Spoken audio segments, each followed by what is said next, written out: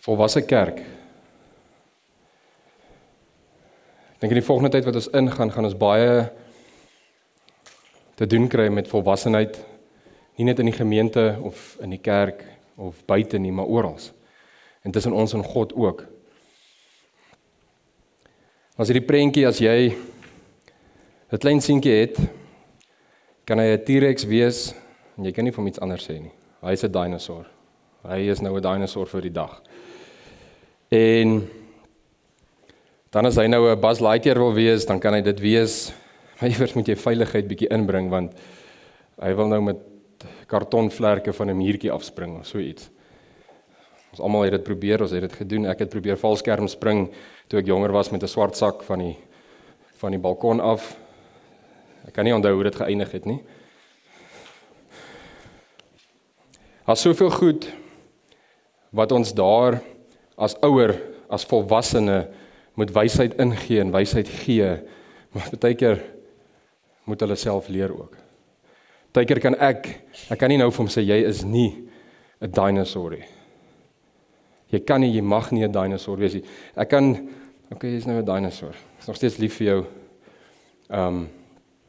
Ek is daar vir jou, as jy hoor waar ek is, wat ek sê. Dan aan die ander kant, en ek dink hierdie is een van die grootste goed waar die kerk gefaal het, waar die kerk gefaal het. Een van die grootste hot topics daar buite is gender. En dis vandag se topic. Die Here het bou hierdie ding al baie lank. My preek was reg en gisteraand toe sê hier's dis tyd. Ek sê, "Sjoe, okay." So aan die ander kant kan jy 'n kat of 'n hond wees of iets of iemand anders. En dis okay. Dis blasphemy teenoor God. Om God se wesel te vat, dit wat God gemaak het en te sê, maar ek maak dit 'n hond of ek maak dit iets anders vir die divine purpose wat God my voor create het, waarvoor God my gemaak het. Ons baie min dat kerke daaroor praat. Buite baie dalk. Ons baie min dat ons dit konfront. Maar vandag gaan ons dit anders doen. Vandag gaan ek nie dit konfront nie. Ek staan vandag as, wat doen die kerk? Wat het die kerk gedoen? Hoe volwasse is ons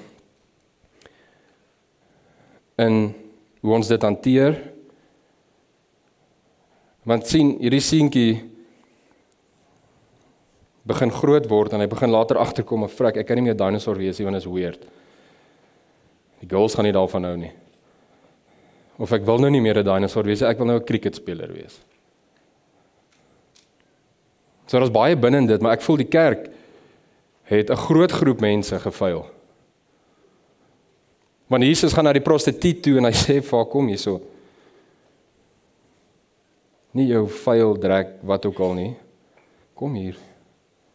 Ek is vir jou lief. Maar die waarheid is, dit wat jy doen is verkeerd. Die waarheid is, dit wat jy doen is nie gesond vir jou nie.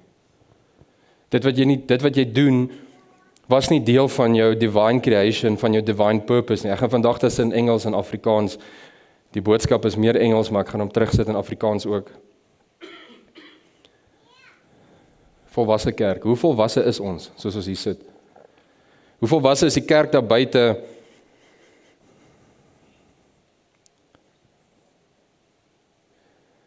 En volgende as ek hier staan, is ek nie iemand wat hier staan wat nog nooit 'n fout gemaak het nie. Wat nog nooit verkeerd was nie. Maar op 'n plek het dit gekom waar God gesê het, dis nou tyd vir volwassenheid. Daai een trappie. Daar gaan nog baie wees, ek weet dit. Maar hoe volwasse is hierdie gemeente, of hoe volwasse is ons, om na iemand toe te kan gaan en met hulle tyd te kan spandeer, al dink hulle anders. Al is hulle besig met verkeerde goed. Wys ons net 'n vinger, ons gooi hulle met die skrif en dan gaan ons aan met ons dag. Of kan ons sê, soos die karakter van Jesus, kan ons ingaan en tyd maak vir sekere areas, tyd spandeer daar. En hierdie topik gaan nie weggaan nie. Kinders wat nie verstaan wie hulle is, die kinders wat vandag, ek praat van die afgelope paar weke, se sessies en se gesprekke, ek weet nie wat ek is nie. Ek weet nie wat ek wil wees nie. Wil jy argitek wees, of wil jy boekhou gaan studeer? Nee oom, niks, ek weet nie wat ek wil wees nie, fisies, ek self. En as ons nie in die kerk daaroor kan praat nie, as ons nie met ons gesinne daarmee kan praat en dit kan uitbrei nie, is ons maar net 'n kerk, maar geen volwassenheid nie. En net as hierdie prentjie daar, hierdie kerk geen krag nie. Die kerk flex die woord, en dan gaan ons aan met ons lewe. Daar's nooit tyd wat ons spandeer iewers nie. Daar's nooit 'n koneksie wat ons met een van daai mense of met iemand kry. En een van daai mense is ook een van ek. Ons is almal deel van God se koninkryk. En ons is baie om te sê een van daai mense, of een van is daai groep mense is wild. Wie is ons om te besluit wat hulle doen en nie doen nie, en waar God hulle liefhet? Nou kom ons by hierdie. Ek gaan vinnig aan hierdie raak. Geestelike volwassenheid. Ons is almal hier of wil hierso wees. 80%. So daar's leierskap betrokke, en ons is in hierdie fortress, ons is in hierdie geestelike volwassenheid. Jesus, ek het al baie goed in my lewe deurgegaan. Maar die oomblik wat ons regtig bietjie dieper ingaan in daai, as ons nie hierdie fondasie het nie, kan ons nie leierskap vat in God se koninkryk en by 'n volwasse struktuur uitkom nie. Die kerk sukkel hier en probeer leiding vat daar. En dan bou hulle iets wat nie almal akkommodeer nie. Bedoelende, as jy moet net so 'n bietjie, as hier nou 'n groep boemelaars ingestap het vanoggend, en hier kom sit het. Wie sou iets wou sê? Ja, hulle stink. Ja, hulle is vuil. Ja, hulle sou 5 keer nagmaal gebruik het. Prys die Here vir dit. Die vraag is daar, waarmee is die kerk besig? Hoe groot prentjie het Jesus in die kerk? Ons gaan baie later, veral met die groei naweek, en dit wat nog opbou, gaan ons hierdie hele prentjie uitpak. Maar die fondasie is belangrik. As my fondasie nie reg is nie, gaan ek hier glad nie God se koninkryk kan eer of bou nie.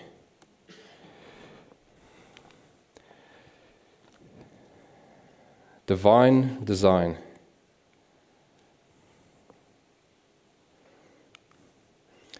What are some of the messages you've heard online, on TV, at school or work about how to find your identity, and specifically your gender identity? Dink bietjie, waar sien ons dit, hoe hoor ons dit? En dis oral. Baie ons sal sê, nee, maar my kinders het nog nooit. Dis oral. Jy kry tot pappejontjies deesdae. God created humanity with a glorious identity and purpose.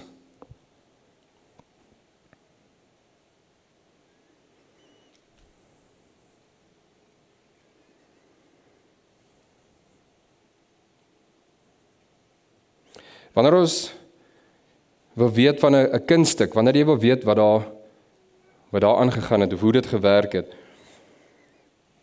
the best place to look is to the artist who created it.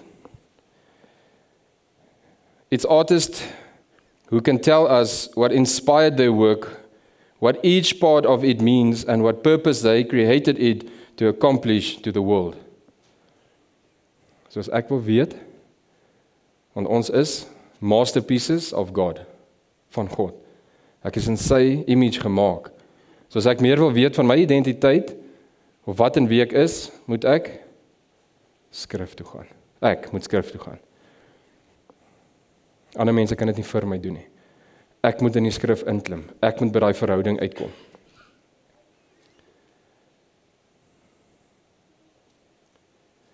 In the same way, if we want to understand who we are and why we exist, we need to turn to the one who created us. Have you ever really thought about the fact that God created you? Het is al ooit gedink dat God ons gemaak het, hy het jou gekies, hy het vir jou gekies, Lourens. Tyd daar as jy alright, tyd daar as jy beter.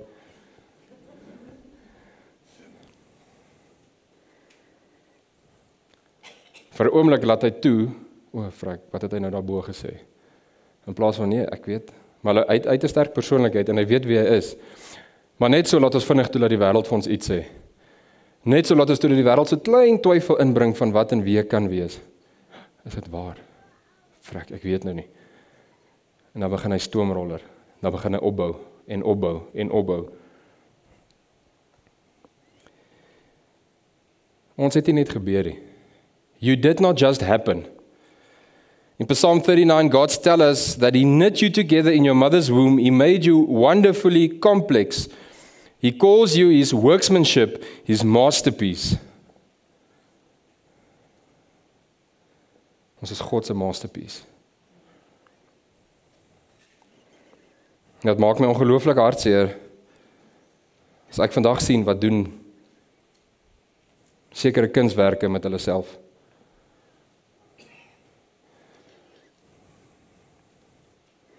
Dit maak my hartseer as sekere kunswerke net besluit hulle is nie meer 'n kunswerk nie. Net so voel. Net iets anders wil word. Ek vat die voorbeeld van 'n lekker City Golf. Lekker rims, hy's gedrop, daar's so 'n pyp agterop. Ons almal was al iewers daar. En hy moet so hard as moontlik raas, as in die rasie aan bo die gat in die exhaust. Sit vir hom liggies in en hy's reg. Hy gaan die pad vat.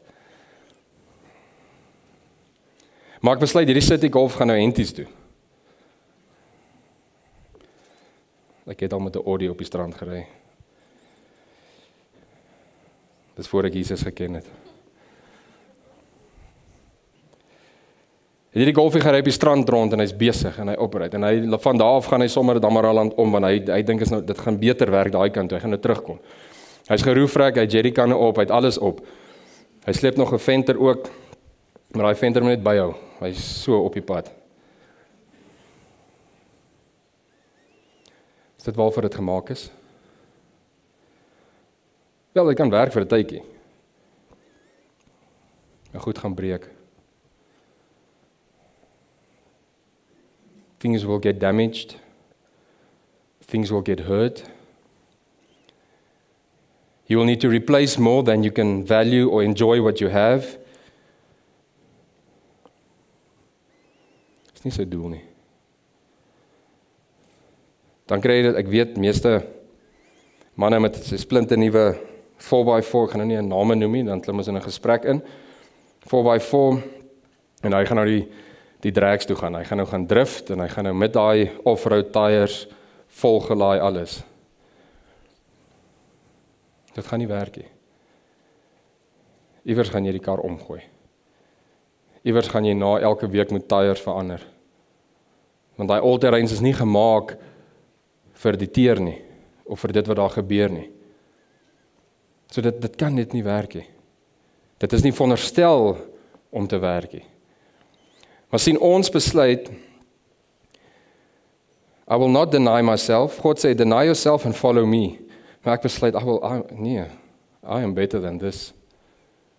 Ek deny niks en niemand nie. I can be who I want to be. Jy kan.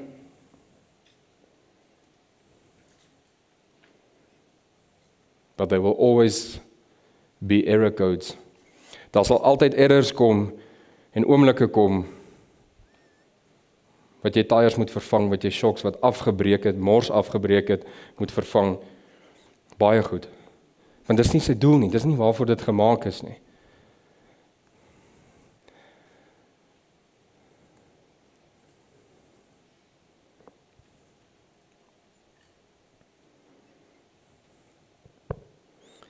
And in case you weren't sure, he also says that he created you for a purpose. Ek weet nie wat is my doel in die lewe nie. Ek spandeer met baie mans ook tyd. Ek weet nie meer nie. Hierdie besigheid wat ek begin het, of ek glo nie, ek het so lank, so so heeltemal my alles gegee vir God, maar nou voel ek nie meer ek het 'n purpose nie. Hier sê hy dit in sy skrif. Ek moet dit gaan vind. Ek moet dit gaan vind. Ek moet na hom toe beweeg. Ek moet dit gaan vind. Wat sê God? Ons gaan nou daarby kom. Adam, ek het jou gemaak. Nou wil ek jy gee alles name en woon saam met my. En bewerk, wees hier, beweeg saam met my. Wandel saam met my. Aksie. Daar is altyd aksie van ons kant af nodig. Daar moet aksie wees. Daar kan nie aksie wees nie. Yet we all know from experience that the world isn't always harmonious. It's one thing to say that God designed us wonderfully and intentionally, but it's another to say that we understand the design. Ons verstaan nie die ontwerp nie. En omdat ons, waar gaan ons die ontwerp verstaan?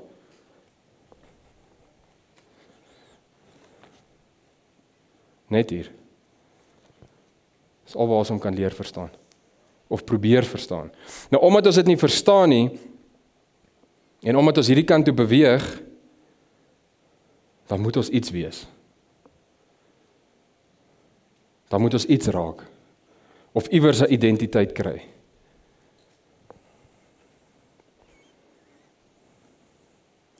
Why do we struggle so much with our identity? If God created us, is confusion part of the masterpiece? Presies waar ons nou gesels het.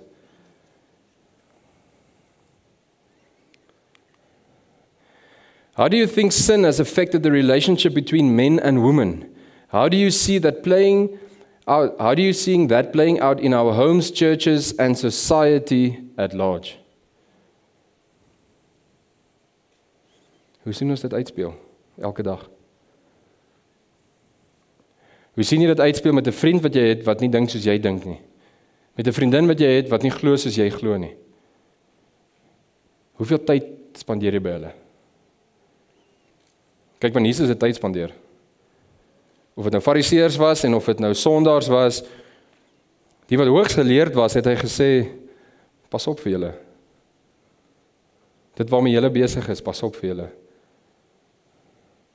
Kom by die waarheid uit. Moenie mense mislei nie. Maar by die sondaars het hy gekom en gesê, kom gou hier. Dit is nie. Jy is dan daai met bid vir almal en dan val hulle om of dan word hulle genees. Jy is dan die skoon een. Hoe wil jy by my wees? Kom hier. Ek is vir jou lief. Wow, kyk hoe beautiful is jy. Wanneer laas het 'n man vir jou gesê jy is mooi voordat? Wanneer laas het iemand met jou gesprek gevoer sonder om? Wow. Maar dit wat jy doen is nie mooi nie. Is nie goed nie. Voeg geen waarde by nie.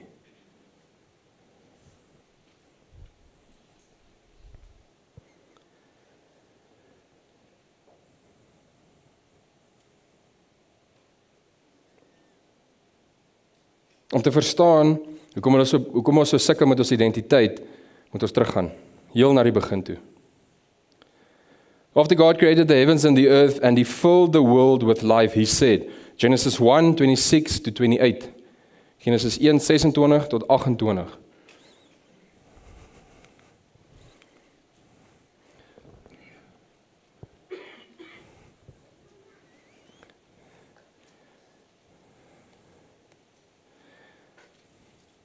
Then God said, let us make human beings in our image to be like us. They will reign over the fish in the sea, the birds in the sky, the livestock, all the wild animals on the earth, and the small animals that scurry along the ground. Nou hier is die eerste gedeelte wat ek nie verstaan nie. To let us in our image, they will reign over the fish in the sea, the birds, the sky, and the livestock, and the wild animals. As ons geroep is om te heers, hoekom wil ons word soos? Ek verstaan nie. Dis hoe ons almal dink. En dis dalk die probleem.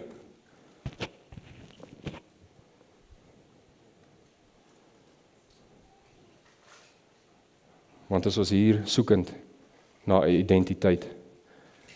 Ons is aan hierdie kant kom jy by God uit nie. Dink gou by jouself, het jy al ooit, moenie vir my hand opsteek nie, moenie iets sê nie, het jy al ooit bang gevoel, of versigtig gevoel, of angstig gevoel, om kerk toe te gaan, oor iets wat jy gedoen het in die week? Of om selgroep, homegroep toe te gaan, of na die manne koffieoggend toe te gaan, of jy was daar, maar jy het heeltyd, ek hoop julle vra iets, ek hoop julle vra iets, ek hoop julle vra iets, ek hoop die Heilige Gees sê iets, ek hoop die Heilige Gees sê iets. Baie mense voel so. So kom hulle ander en hulle eie plekke gaan vind, om volgens hulle self te kan wees. Maar ons verstaan nie die ontwerp nie. We don't understand the design. Dis hoekom ons toelaat, dat die wêreld oor ons heers. En dat ons laar ingaan, dat ons saam met die goed rondloop, of sekere mense, soos dit word, waaroor ons eintlik moet heers. Kan ons verstaan waarmee ons besig is? As om vir God te sê, weet jy wat, hierdie ruling hand, wat U vir my gegee het, of hierdie eienaarskap wat ek moet vat op die wêreld, Here, dis nie goed genoeg nie. Ek wil eerder daar wees. Ek wil eerder iets anders wees.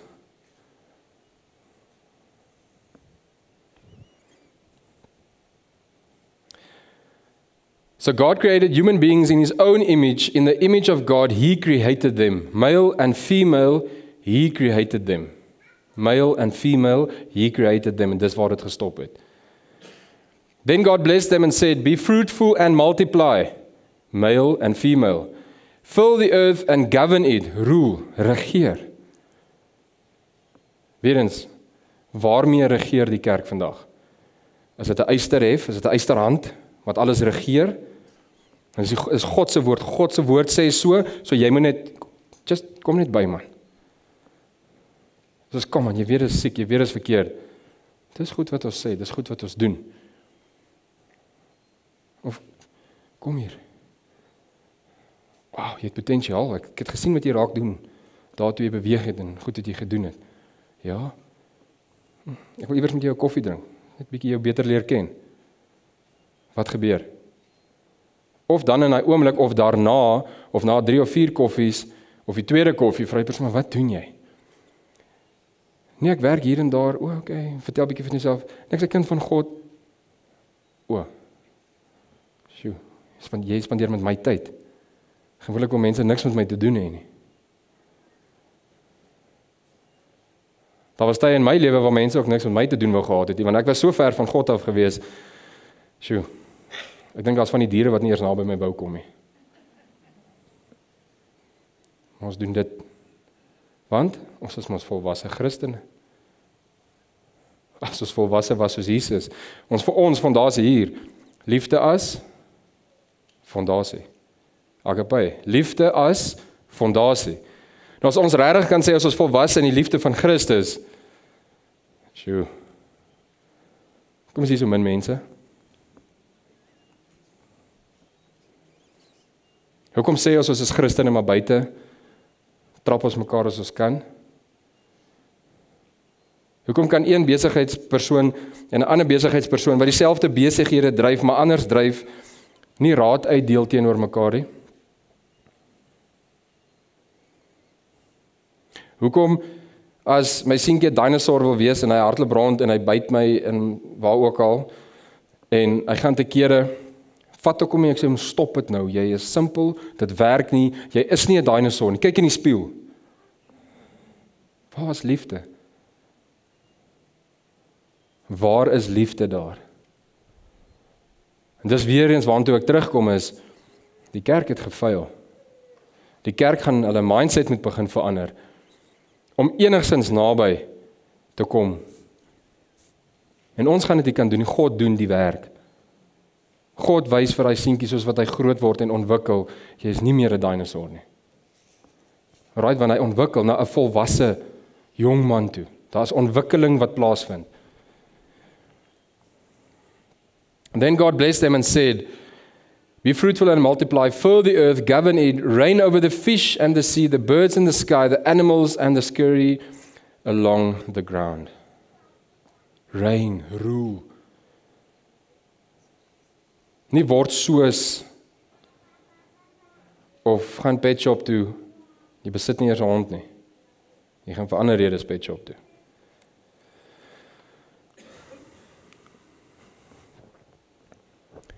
Romans 1:21-27.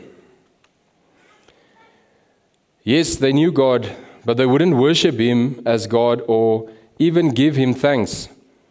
And they began to think up foolish ideas of what God was like. As a result, their minds became dark and confused. Claiming to be wise, they instead became utter fools. And instead of worshipping the glorious, everlasting God, they worshipped idols made to look like mere people and birds and animals and reptiles. Nou, as ek iets aanbid, hoekom sal ek nie dan soos dit wil word nie? Soos mooi dink in wat daai tyd gebeur het. They worshipped idols made to look like mere people and birds and animals and reptiles.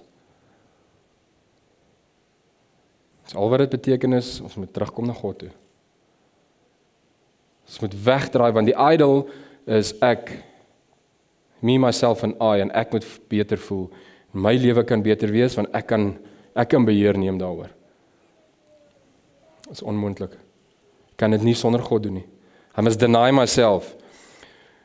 Luister mooi. So God abandoned them to do whatever shameful things their hearts desired. As a result, they did vile and degrading things with each other's bodies. They traded the truth about God for a lie. So they worshipped and served the things God created instead of the Creator Himself. They worshipped other things.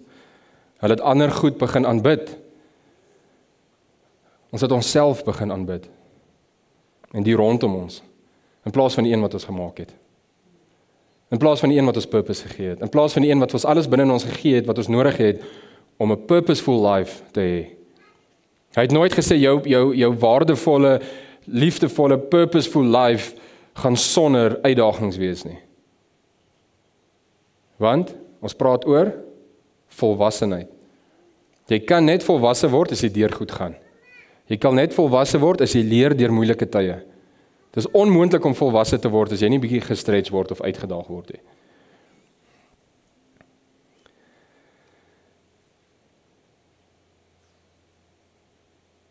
That is why God abandoned them to their shameful desires. Even the woman turned against the natural way to have sex and instead indulge in sex with each other.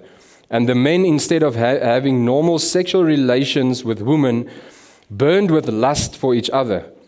Men did shameful things with other men, and as a result of this sin, they suffered with themselves the penalty they deserved. Within themselves, they suffered within themselves the penalty they deserved. Dink aan die golfie. Jy kan die tyd van jou lewe hê in Damaraland in daai golfie. Ek kan die beste suspensie hê ooit. Daai tyres kry swaar. Daai rims kry swaar, daai body kry swaar. Alles wat binne-in is iewers heen uitgeskit. Die dash sit agter sit voor. Dit is te mekaar. Goed gaan breek.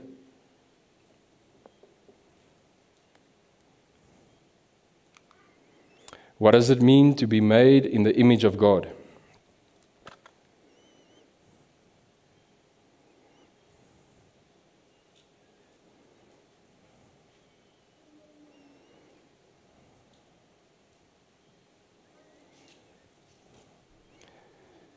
The very first thing God's word ever says about humans is that God made us in His image. Dit moet vir ons iets sê. Hy kon 'n klomp ander goed gemaak het wat hy uitgedink het. Hy het ons in sy ewebeeld gemaak. Hy het ons in sy ewebeeld gemaak.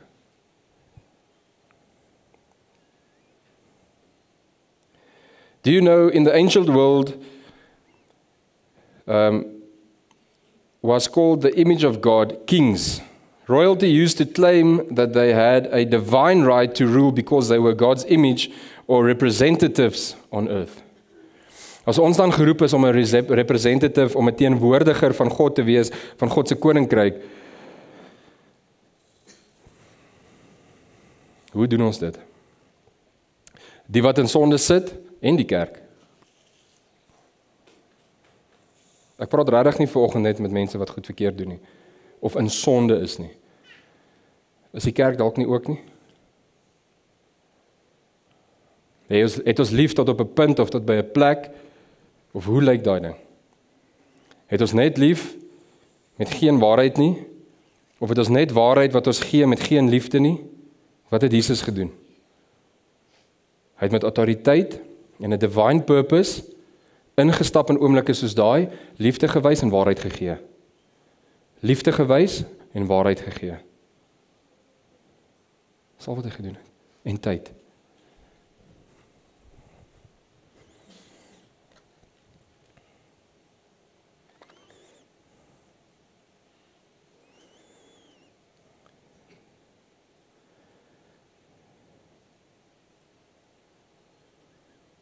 God's word says that every person, regardless of gender or status, is God's image, God's representative on earth.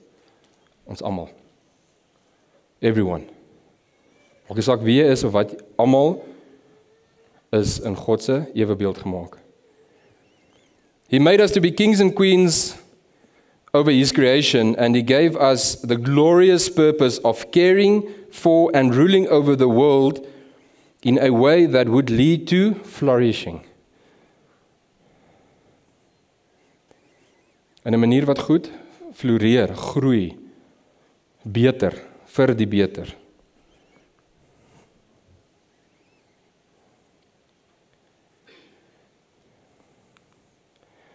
What does God's creation of human beings as male and female have to do with humanity's purpose? Gender is a vital part of how humanity fulfills its God-given purpose. God designed two genders to work together, using their unique gifts and strengths to accomplish their purpose.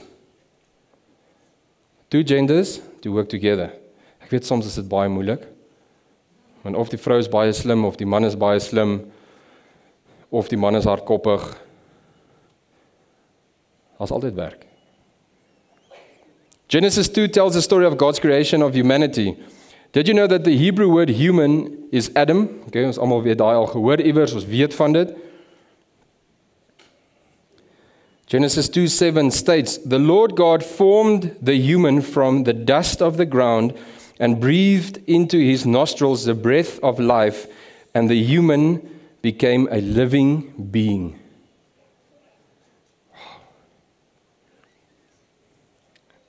Het iemand al iets in jou neus wind ingeblaas of so? Soos nee, moenie dit doen nie. Kan jy dink uit die stof uit met God se eie hand en hy tel dit so op. Daar gaan jy. Gaan gee hulle name. Ek sien jou nou. Dis massive. Dis massive. En dan sukkel ons om te glo in God. It's not good that humans should be alone. I will make him a suitable helper. Iemand wat gaan pas.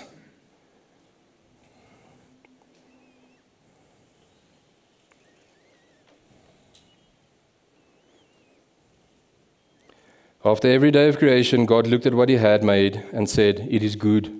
Dit is goed, ek is opgewonde. For something to be good in God's eyes means it is exactly as God made it to be, and it accomplishes the purpose for which God created it. It accomplishes the purpose for which God created it.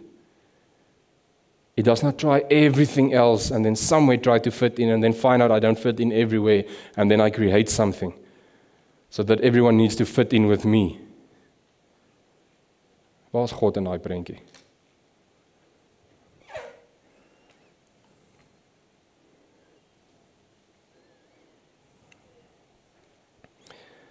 God then gave them purpose. Multiply and fill the earth and serve as God's representatives. Multiply and fill the earth. Maak seker daar is baie representatives. Maak seker die wêreld word beman of bevrou.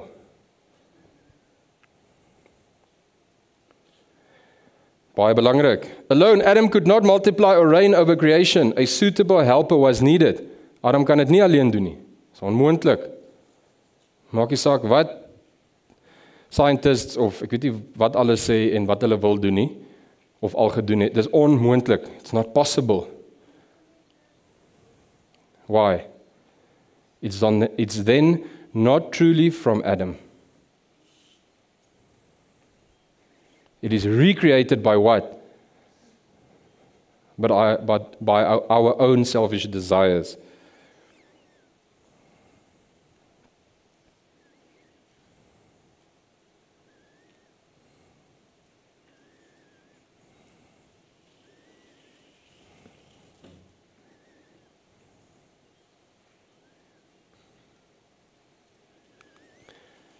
So gaan net gou na hierdie en to look back to the first few verses in Romans 1.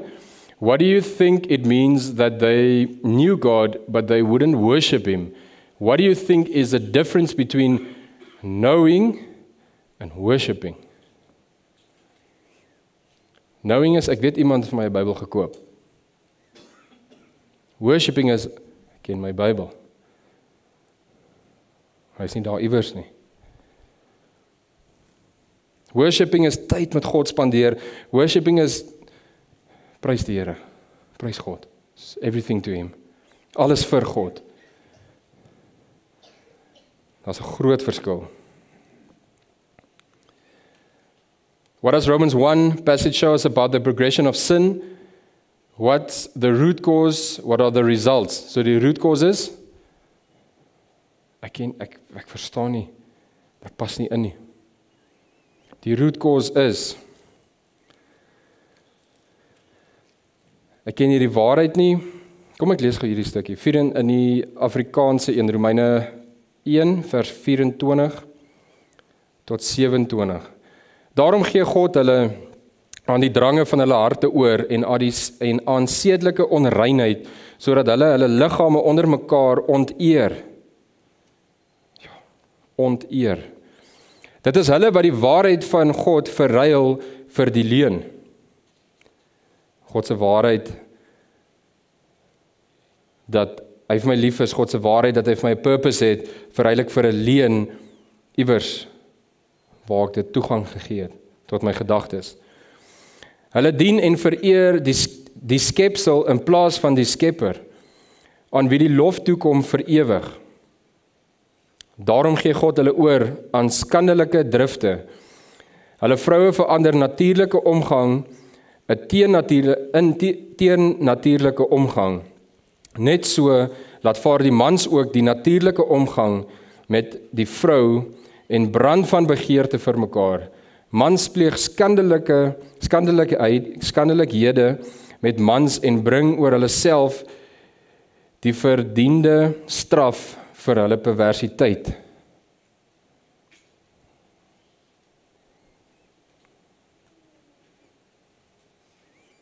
Ek dink die root cause is ons dink ons kan beter wees. Ons kan 'n beter lewe lei. Want as ek hierdie kant is, dan het ek tog nie so baie reëls nie. En iemand voer my.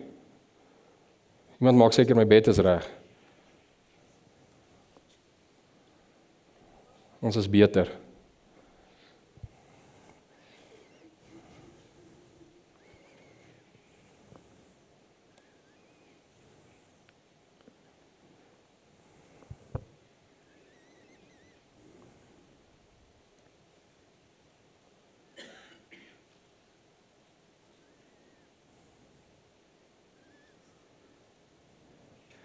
God created two genders to be complementary counterparts. In other words, God designed the two genders to be distinct in such a way that their distinctions, their unique characteristics, would work together to help them to accomplish their purpose. Daai man en vrou het mekaar nodig om saam purpose te doen en om elkeen nog harder te druk of nog meer te druk na elkeen se individuele doel in die lewe, se purpose in die lewe. Within God's original design, this was a complementarity without hierarchy. Man en vrou, daar was nie iets anders nie.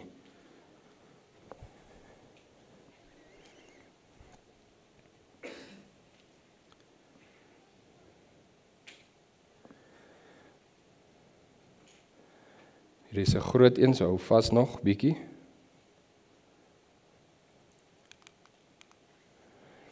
How does confusion about God lead to confusion about ourselves? As ek nie God verstaan nie, dan verstaan ek nie myself nie. Then I don't understand the divine masterpiece. And if I don't understand the divine masterpiece, somewhere, something might understand me. And what do? Yes, jy verstaan my. Wow, dit is so lekker.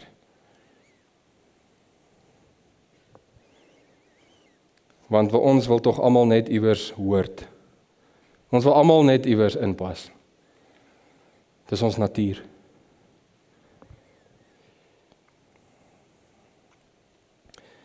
By rejecting God's design, humanity rejected the harmony of God's order. The first man and woman had all the ingredients to live a thriving life. They were God's masterpieces, but they were deceived into rejecting God's design and purpose for themselves. Daai het ons dit. It's rejected. Kan nie wees nie.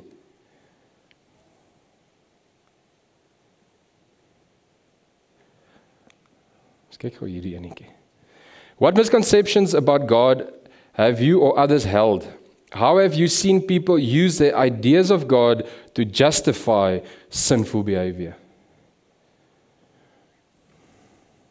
God is liefde. Hoe kan jy sê ek's verkeerd, maar God het my lief? Jy's 100% reg. Jy's so reg, want dis die fondasie van Jesus, dis die fondasie van God.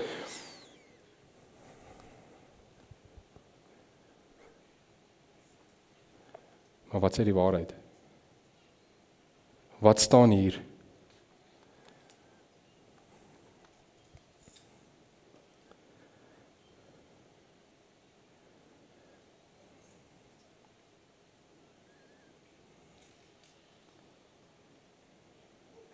They traded the glory of God. They traded the glory of who God made them to be for a lie. Jy kan meer kry as jy dit is.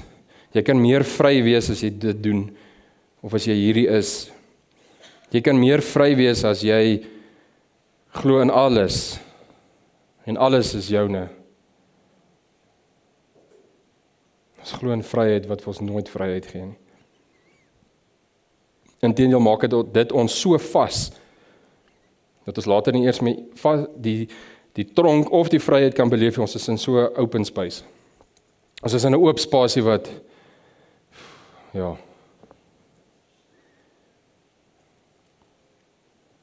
Instead of living in the good way that God showed them, they chose to go their own way, and it was a way that led to darkness and confusion. Darkness and confusion.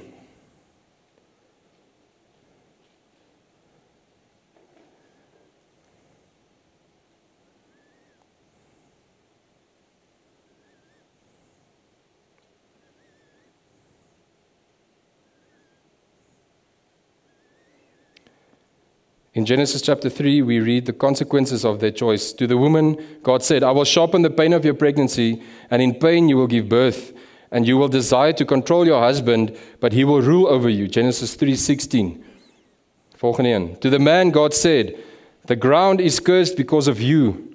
All your life you will struggle to scratch a living from it. It will grow thorns and thistles for you, though you will eat of its grains. By the sweat of your brow will you have food to eat until you return to the ground from which you were made.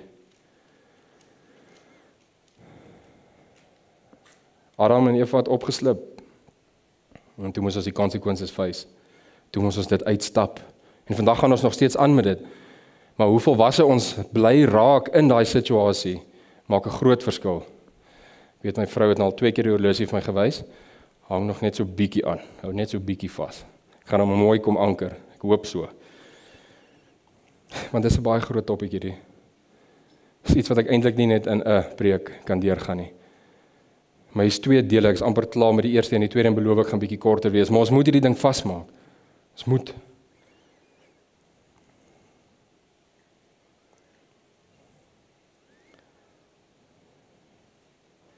Bill Johnson said it so mooi, when you get rid of the creator, you get rid of design. When you get rid of the creator, you get rid of design. When you get rid of design, you get rid of purpose. When you get rid of purpose, you get rid of accountability.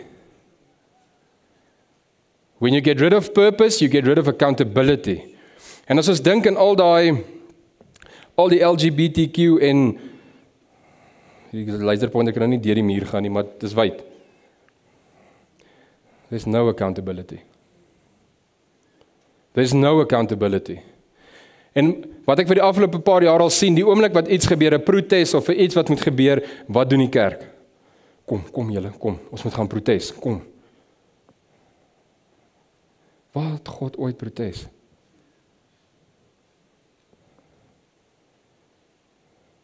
Of het Jesus in sy stilte gaan sit en gesê, kom ons bid. Want wys my iewers 'n vredevolle protes tussen 2 partye. Iewers in een van daai groepe is daar een wat ek is kwaad. Julle is alweer julle Christene. Van daai kant af is alweer julle. Ons staan ons met die mooiste borde daar en ons staan ons daar en deel chocolaatjies uit, want Jesus is lief vir jou. Is te maklik. Jesus is lief vir jou. Die moeilike deel is, kan ek met jou gaan koffie drink? You have purpose. Ja, ek wil dit hoor. You have purpose. Ek wil niks weet van 'n Christen af nie. God is lief vir jou. Dat is 'n massive verskil. Dat is 'n massive verskil. Ek dink die kerk het dit baie verkeerd gehanteer die afgelope paar jare. To meet anger with anger.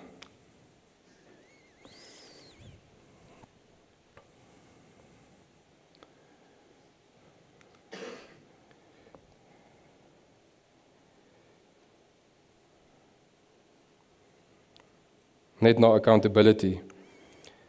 When you get rid of accountability, you get rid of the need to answer for your choices. When you get rid of the need of people giving an account of their life, you get rid of the fear of God. And it's the fear of God that is the beginning of wisdom. And when you have no fear of God and no wisdom, all you're left with is total and utter confusion. Ons vrees nie meer God nie. Ons vrees wanneer gaan ek my werk verloor? Ons vrees gaan ek nog daai bakkie kan bekostig. Ons vrees gaan my kinders nog in 'n goeie skool wees eendag. Ons vrees gaan my kinders met al hierdie goed waaroor ons nou praat te doen hê eendag. Hulle het klaar met dit te doen. Klaar. Ons moet praat daaroor.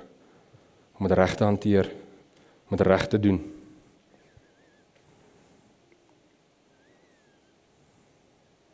Adam and Eve didn't just eat a piece of fruit.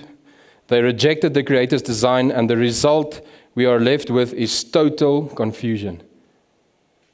Ja, maar Here is dan lief vir my, hoekom skop jy my nou uit die tuin uit? Here het gesê, dis ons huis hierdie. Hoekom moet ons nou hier uitgaan? Kom moet ek nou gaan werk vir kos, hier kon ek net iets kry.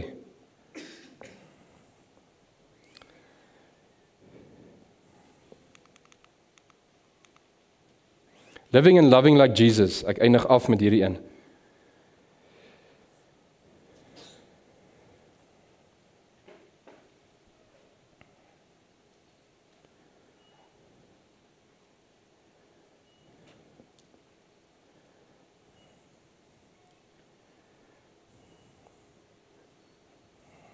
Hierdie lekker storie, Lukas 10 vers 25 en tot 29. One day an expert in religious law stood up to test Jesus by asking him this question. Teacher, what should I do to inherit eternal life? Jesus replied, what does the law of Moses say and how do you read it? What does the law of Moses say and how do you read it? Wat sê God se woord? Wat sê God se hart? Nee, ek weet hy sê dit. Maar hoe lees jy dit? Nee, ek lees dit net. Maar hoe? Maar hoe bedoel jy hoe? Nee, ek scan, net so voor slaaptyd, voor etetyd, dat die kinders tog net asseblief nie in die kar weer beklei op pad skool toe nie. Mekaar se kosblikke uitgaan nie, want dan moet ek nou weer ry om dit te gaan volmaak. Hoe lees ek?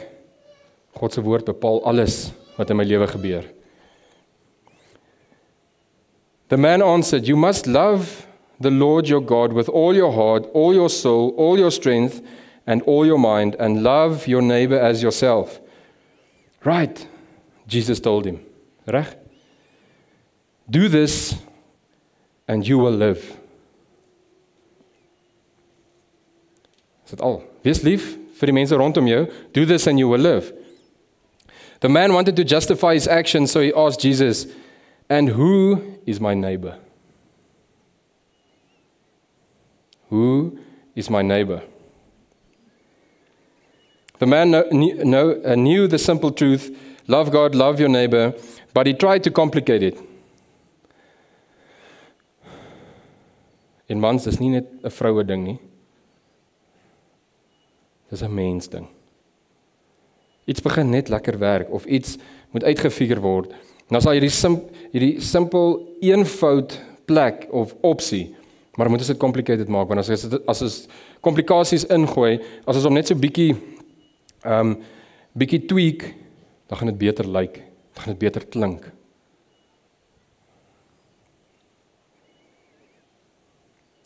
He wanted Jesus to specify exactly who counted as his neighbor, so he could do only as much and no more than was required of him by law. Ons is eintlik 'n awesome skepsel van God. Maar ons is vrek lui. Ons is vrek lui om te doen wat ons moet doen. Dit is baie maklik om te doen wat ons wil doen. He was looking to justify himself. How many of you, if you being honest, have worked hard to find out how to do the bare minimum? As jy 'n projek het of jy iets het, is dat ek net, hoe kan ek dit makliker doen? Hoe kan ek vinniger? ChatGPT, help.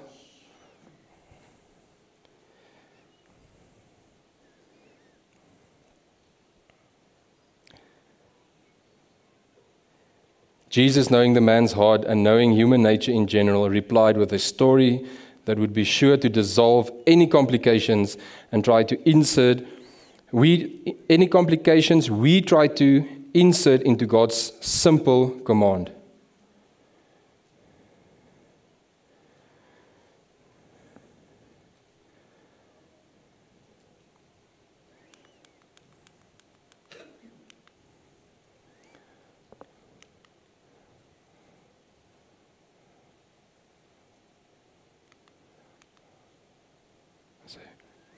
Jesus replied with this story. A Jewish man was traveling from Jerusalem to Jericho, and he was attacked by bandits. They stripped him of his clothes, beat him up, and left him half dead beside the road.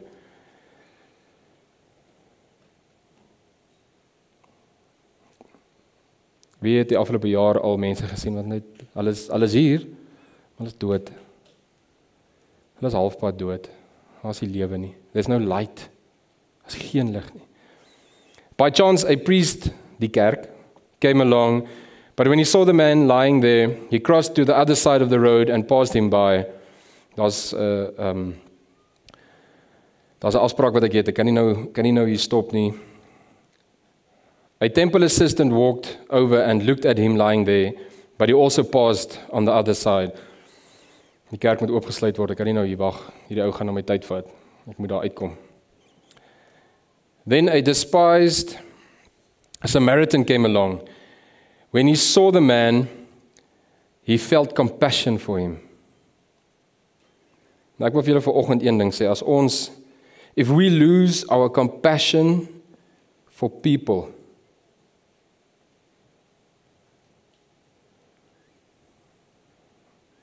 we can take the masterpiece like this and we can rip it apart. We cannot. We cannot lose our compassion for people. Jesus never did.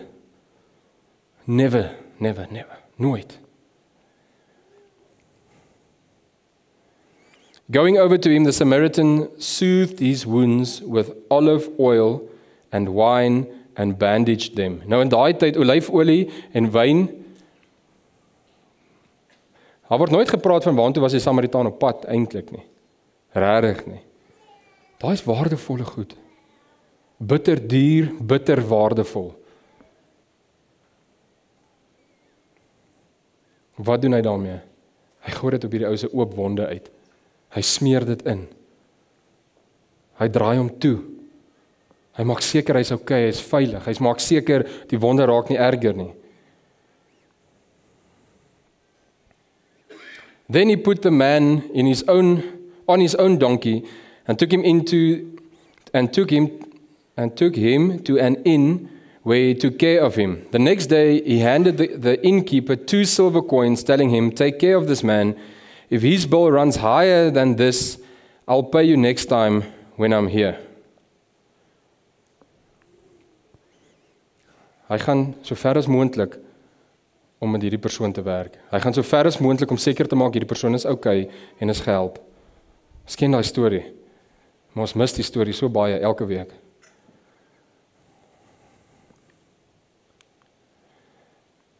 Now, which of these 3 would you say was a neighbor to the man who was attacked by bandits? Jesus asked. The man replied, "The one who showed him mercy." Then Jesus said, "Yes, now go and do the same." Luke 10:25-37. Go and do the same. No more. Just go and do the same. What do you learn from the Samaritan about how to love others?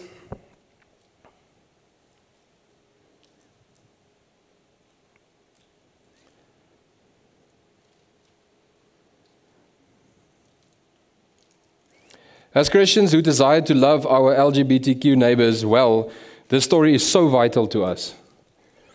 The church has a bad reputation in our society for our treatment of this community. Daar kom ons by hom uit. Ons het 'n baie bad reputation vir hoe ons dit hanteer en wat ons doen.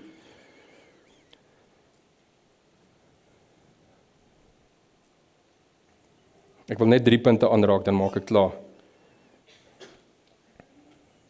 Seize opportunities to show mercy wherever they arise.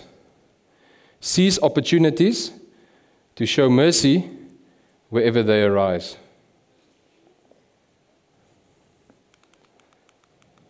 So bietjie fast forward. Why is it so hard to love people who are different from us?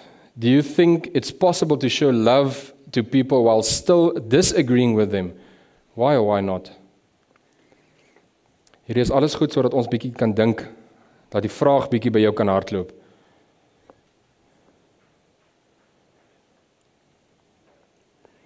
Have you ever been walking around town and spotted someone you know but didn't want to run into them? Maybe you were in a rush and you knew that person would talk your ear off for an hour. So you swerved down a side street to avoid them. Dis daai vinnige gaps wat ons vat. As jy sien, is iemand by die kerk wat altyd super baie met jou praat en altyd sommer baie diep gaan. Hoe was dit hierdie week? Was jy alright? Het jy weer dit gedoen? Was dit okay? Jy gly iewers in of jy kom sit en jy sit net so. En so nou en dan loer jy net op, maar jy's besig om te bid. Dat iemand jou pla nie.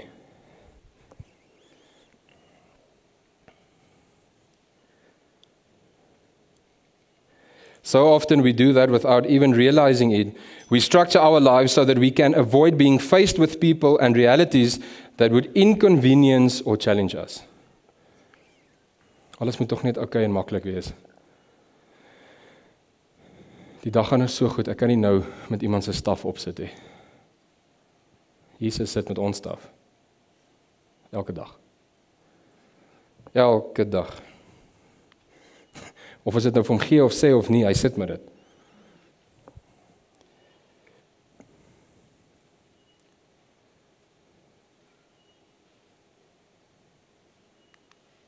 Ken jy iemand? Kan jy met iemand tyd spandeer? Hoe gaan dit lyk? Wat gaan jy doen? Gaan dit awkward wees? Natuurlik. Want ons doen dit nie. Ons vat nie verantwoordelikheid nie om by mense uit te kom nie.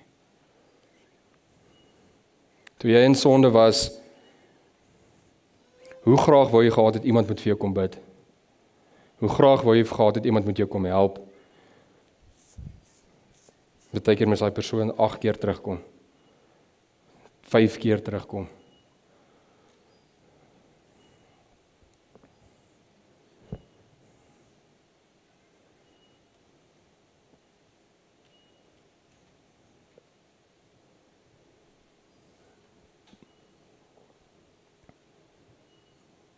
Jesus says, give to everyone who asks from you. We say, all right, Jesus.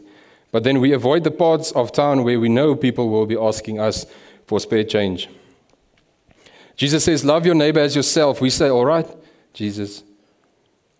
But then we only build relationships with people who are like us, and we avoid anyone who's different.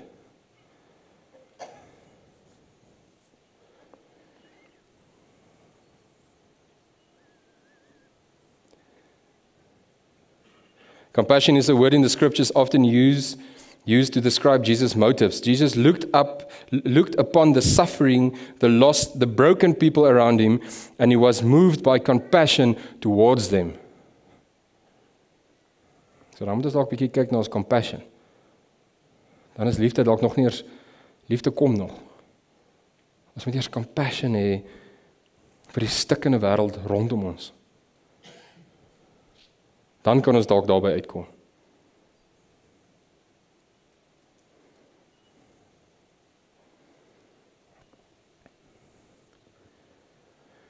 When it comes to unbelievers, whether they identify as LGBTQ or they simply disagree with our worldview, we are called to do likewise. Just like Jesus invites each of us to walk with him while we are sinners, we can invite unbelievers into meaningful relationships or friendships. Almal van ons was iewers in ons lewe al baie weird. Almal van ons het iewers in ons lewe al goed gedoen. Ek bly ek's in die kerk.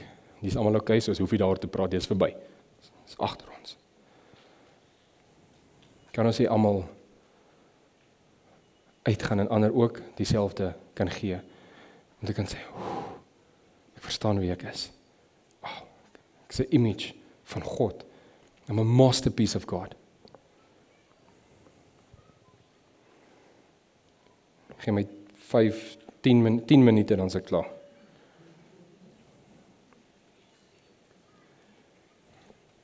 Nommer 2. Don't get caught up in red tape. A big reason for this tendency toward avoidance rather than compassion is that Christians can be so focused on upholding God's word that they actually forget to live it out. We are so focused on God, ons is so gefokus op God se woord, ons leef dit nie uit nie. Of ons is so gefokus op God se woord, ons kom nooit by God uit nie. Dis hy lees, ek lees hom net, ek lees hom. Maar hoe lees ek hom?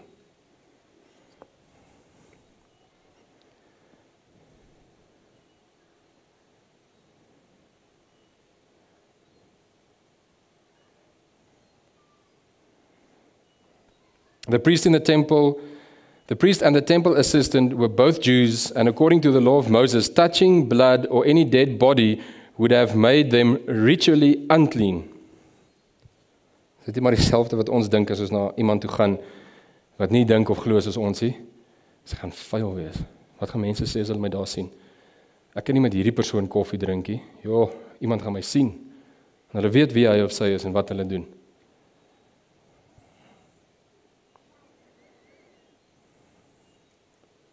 Being ritually unclean wasn't a huge deal.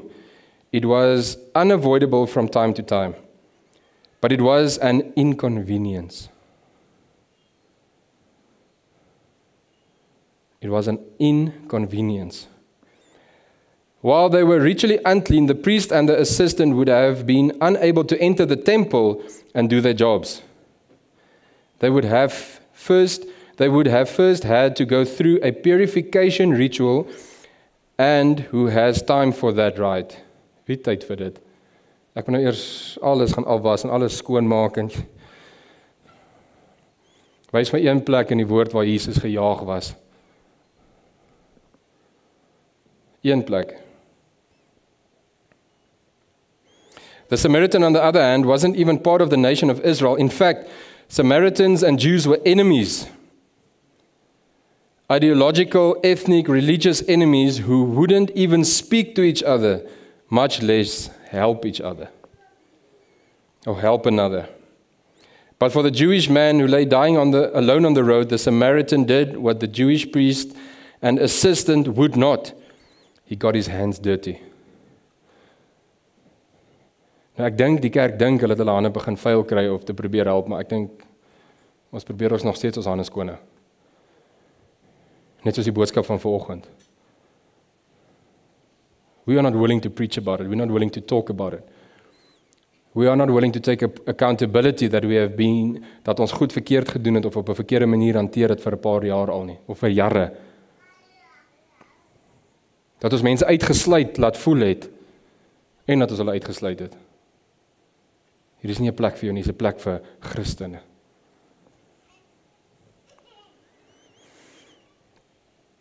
God's word says in Micah 6:8, the Lord has told you what is good, and this is what He has required of you. To do what is right, to love mercy, to walk humbly with your God. Walking humbly with your God is the key to doing the right and loving, is the key to doing right and loving mercy. And it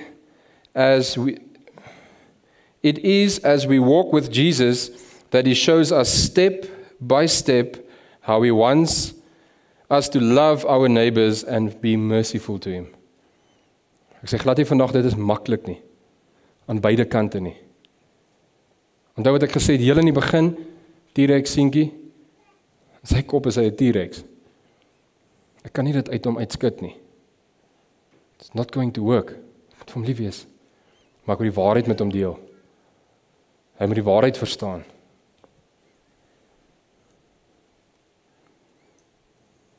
Laaste punt. En dis waar dit kom met daai uitskit, daai uitsort. Leave the transformation up to the Holy Spirit. It's not up to me. Leave the transformation up to the Holy Spirit. Dis al wat ons kan doen daar.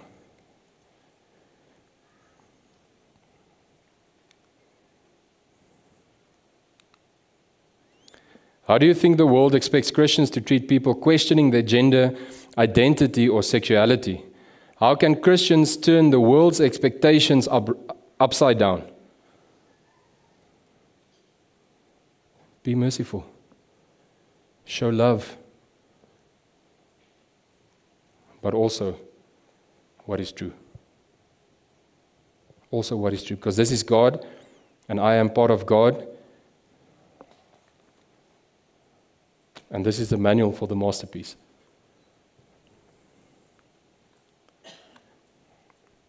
Notice how the Samaritan didn't make any demands or name any conditions before he helped his Jewish neighbor. He didn't require him to renounce Israel. He didn't ask him to apologize for the ways that the Jewish people had mistreated the Samaritans. He simply showed him mercy by tending to his needs. Ons drink 'n koffie. Iemand wat anders is as ek. Persoon dink of het al beplan hoe hierdie gesprek gaan loop, want ek het hom genooi. En dan vra ek net maar, hoe gaan dit met jou hart? Gaan dan. Great. Gaan by jou werk? Goed. Wow, kan ek vir jou bid? Ja, asseblief. Bid, okay. Sien volgende week.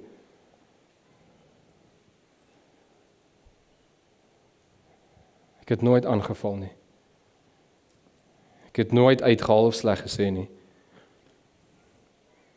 En ek dink daai gebed vir daai persoon het baie lank laas gebeur. Want die res kom met allerlei ander draaie of ander maniere om daar te probeer uitkom. Maar ek kan dit nie doen nie, dis die Heilige Gees se werk en dis God se werk.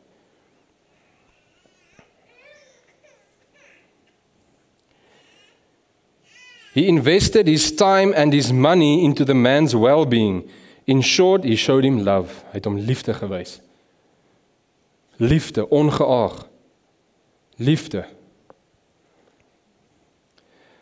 That is what Jesus is calling us to do for our neighbors. He is calling us to show them love in action.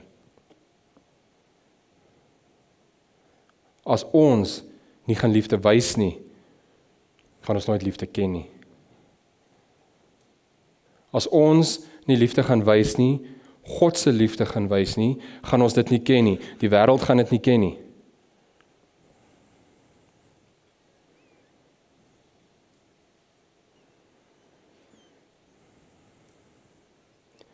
What he does not call us to do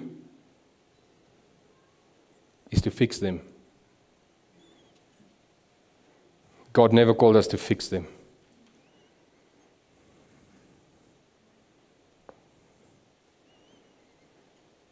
We can't. We cannot. We can't fix ourselves and we definitely can't fix others. Ons het al baie probeer onsself fix. Ek dink al die skroewedraaiers wat ek in my vorige lewe gebruik het, is almal stomp. Kon dit net nie reg kry nie. Kon nie. En almal anders wat probeer het opgegee.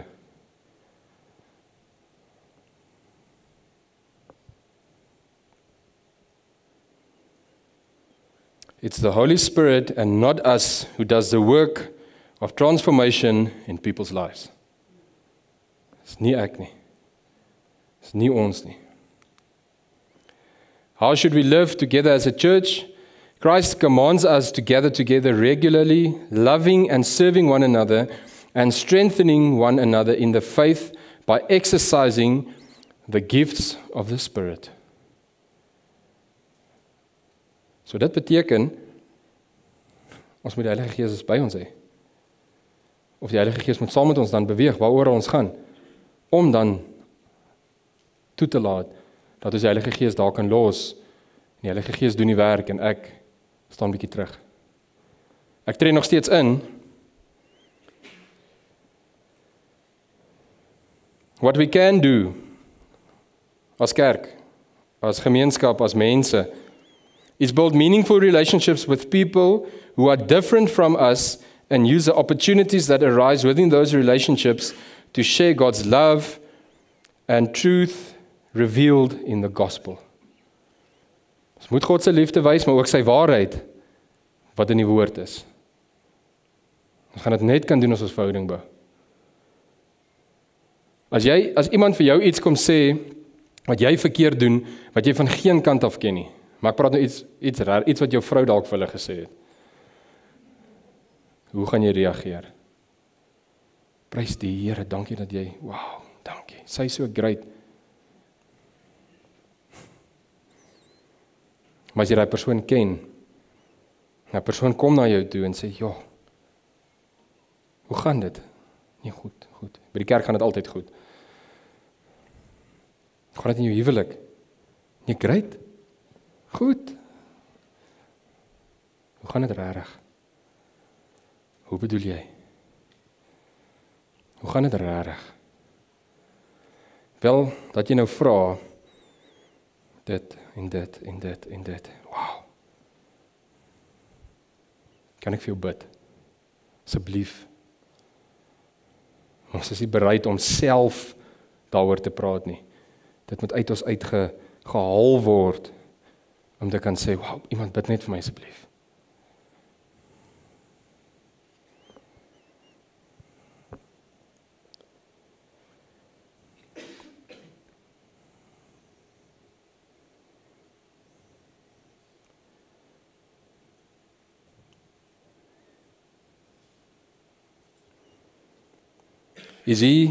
Is God calling you to reshape some of your beliefs and assumptions about gender so that they better align with the truth revealed in God's Word? Is He challenging you to be a better neighbor to people in your life? Who has He placed in your sphere of life, of influence, that is wounded in their sin and in need of God's grace?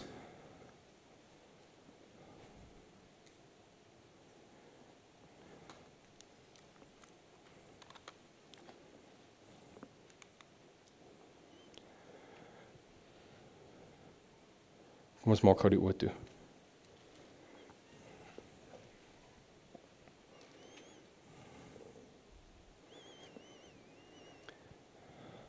Vader, ons is vanoggend net voor U. Ons gee U al die eer. En vanoggend wil ons as 'n gemeente vol vrees voor U kom staan. En ons wil accountability vat, Vader, vir dit wat ons verkeerd gedoen het. En vir daar waar ons nie reg opgetree het nie. Vader, ek bid dat ons elke plek en area waar U ons betrokke het, waar U ons uitstuur, waar U ons wil gebruik, om 'n representative te wees van die Koninkryk van God, bid ek dat U ons sal help om equipped te wees. Bid ek dat U ons sal help om mercy en liefde te wys. Dalk net soos vanoggend, hoe die diens dalk bietjie langer is, en dit mag dalk 'n inconvenience wees.